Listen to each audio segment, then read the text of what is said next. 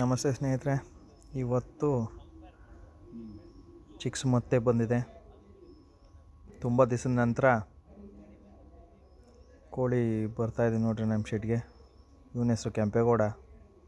ಹುಲಿ ಥರ ಕತ್ಲೋತಾದರೂ ಬಂದ್ಬಿಡ್ತಾನೆ. ಆ ಕಡೆ ಇರೋ ನಮ್ಮ ಅಣ್ಣ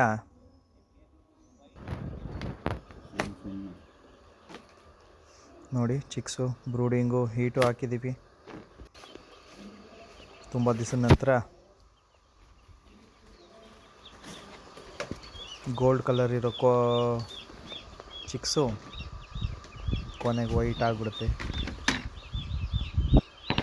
ಪೇಪರ್ ಹತ್ಕೊಂಡು ಇಟ್ಕೊಂಡು ಹೋಗಿದೆ.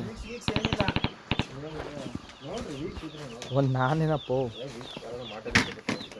ಸಣ್ಣಗಿದ್ದೀನಲ್ಲ, ನಡೆದಾಡಬೇಕಾರೆ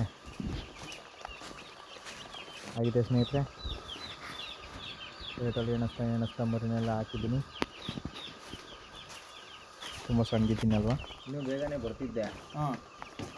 ನೋಡಿ ಮೊದಲನೇ ದಿವಸ ಮರಿಗಳು ಹೇಗಿದೆ ಅಂತ.